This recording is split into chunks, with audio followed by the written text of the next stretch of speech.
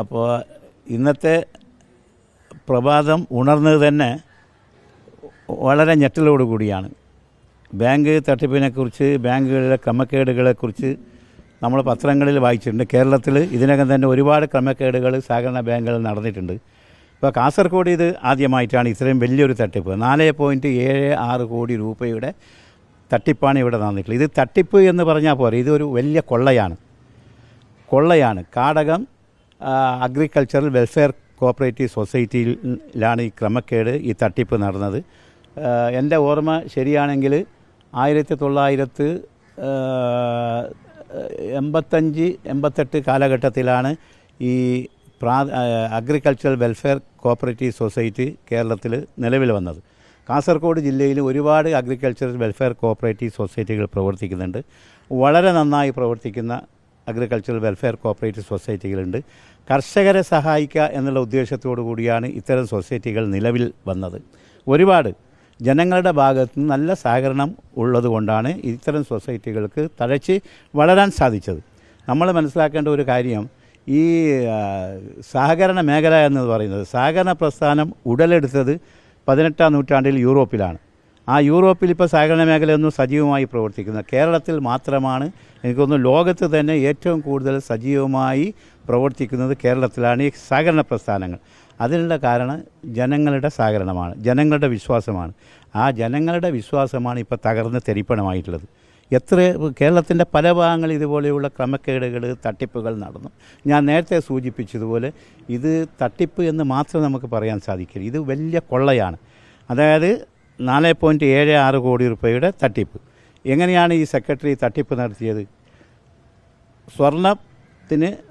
സ്വർണ്ണ പണയത്തിന് വായ്പ നൽകി എന്നതിൻ്റെ പേരിലാണ് ഈ 4.76 രൂപ തട്ടിയെടുത്തത്.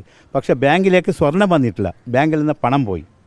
അതുമാത്രമല്ല അദ്ദേഹം ചെയ്തത്, സാധാരണ ഇത്തരം ബാങ്കുകളിൽ സ്വർണം പണയം വെച്ചാൽ നമ്മളിങ്ങനെ പാക്കറ്റുകളിലാക്കി ലോക്കറുകളിൽ സൂക്ഷിക്കും. ആ പാക്കറ്റുകൾ പോലും ഇയാൾ കൊണ്ടുപോയി എന്നാണ് മനസ്സിലാക്കാൻ സാധിച്ചത്. പിന്നെ കേരള ബാങ്കിൽ നിന്ന് ഇത്തരം സഹകരണ സ്ഥാപനങ്ങൾക്ക് CC നൽകുന്നത് ക്യാഷ് ക്രെഡിറ്റ് എന്ന് പറഞ്ഞാൽ നമ്മളിപ്പോൾ 1 കോടി രൂപയോ 2 കോടി രൂപയോ കേരള ബാങ്കിൽ നിന്ന് നമ്മൾ വായ്പയായി എടുക്കും എന്ന് പറഞ്ഞാൽ ആവശ്യമുള്ള സമയത്ത്, ഇപ്പോൾ 2 കോടി രൂപ കേരള ബാങ്ക് നമുക്ക് വായ്പയായി ഈ സഹകരണ പ്രസ്ഥാനങ്ങൾക്ക് അനുവദിച്ചാൽ ആ 2 കോടി രൂപയും ഒന്നിച്ച് എടുക്കില്ല. നമ്മൾ ആ 2 കോടിയിൽ നിന്ന് 10 ലക്ഷമാണ് ആദ്യം എടുക്കുന്നതെങ്കിൽ ആ എടുത്ത പണത്തിനാണ് നമ്മൾ പലിശ നൽകേണ്ടത്. ഈ സെക്രട്ടറി ചെയ്തത് ആ CC, കേരള ബാങ്കിലെ CCയും ഇദ്ദേഹം എടുത്തു. അത് ബാങ്ക് അറിയില്ല, അത് ഈ സഹകരണ സ്ഥാപനം അറിയില്ല. സാധാരണ CCയിൽ നിന്ന് കേരള ബാങ്കിൽ നിന്ന് പണം കിട്ടണമെങ്കിൽ നമ്മൾ ചെക്ക് ഒപ്പിട്ട് കൊടുക്കണം. അത് പ്രസിഡൻറ്റും കൊടുക്കണം, സെക്രട്ടറി ഒപ്പിട്ട് കൊടുക്കണം. പാവം പ്രസിഡൻറ്റ് ഒപ്പിട്ട് കൊടുത്തു. പക്ഷെ അത് ഈ അഗ്രികൾച്ചർ വെൽഫെയർ സൊസൈറ്റിയുടെ ആവശ്യത്തിനാണോ ഈ പണം എടുത്തുന്നതെന്നും ഇത് വിനിയോഗിച്ചുവെന്നും പാവം പ്രസിഡൻ്റ് അറിയുന്നില്ല. അപ്പോൾ ഈ സംഭവം ഞാൻ പറയാൻ ആഗ്രഹിക്കുന്നത്, നമ്മുടെ ഈ സഹകരണ പ്രസ്ഥാനങ്ങളിലെ, സഹകരണ സ്ഥാപനങ്ങളിലെ ഭരണസമിതികൾക്കുള്ള ഒരു ചൂണ്ടുപലകയാണ് ഈ ഒരു സംഭവം. ഭരണസമിതി അംഗങ്ങൾ എന്ന് പറയുന്നത് വെറും സെക്രട്ടറി നൽകുന്ന കടലാസുകൾക്കും ചെക്കുകൾക്കും ഒപ്പിട്ട് കൊടുക്കുന്ന ആളുകളായി മാറിയാൽ ഇത്തരം സംഭവങ്ങൾ, ഇത്തരം തട്ടിപ്പുകൾ നമ്മുടെ നാട്ടിൽ ഇനിയും ആവർത്തിക്കും. അതുകൊണ്ട് ഭരണസമിതി ഉണർന്ന് പ്രവർത്തിക്കേണ്ടതുണ്ട്.